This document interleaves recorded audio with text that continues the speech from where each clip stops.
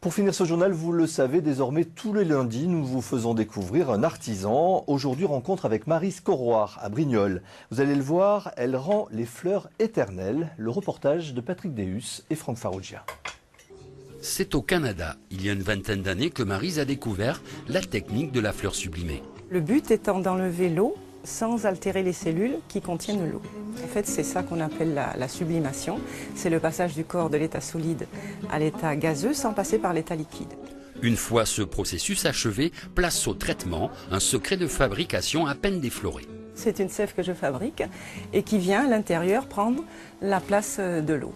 Et une fois que le traitement est terminé, la fleur a gardé toute sa souplesse et elle est restée comme si elle était fraîche au jour J. Le travail artistique peut alors commencer.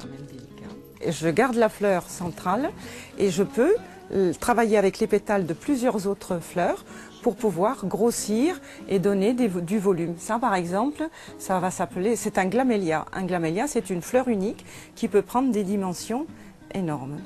Une technique qui permet des combinaisons surprenantes, introuvables dans la nature. Par exemple, là, ici, j'ai travaillé une anémone avec des pétales de rose. En fait, je fais le cœur, je fais les petites étamines qui sont autour et je retravaille avec les pétales de rose. Maryse est la seule à utiliser ce procédé dans la région. En fleurs artificielles, elles sont faites toutes en usine, elles sont toutes, les mêmes pétales sont tous identiques.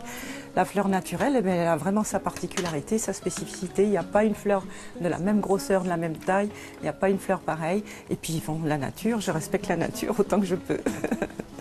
Ces fleurs éternelles, comme embaumées, ont fait d'elle un maître artisan il y a 10 ans. C'est quand même un travail qui demande beaucoup de délicatesse, beaucoup de patience, qui demande un certain doigté aussi, parce que c'est pas inné, quoi, c'est pas évident.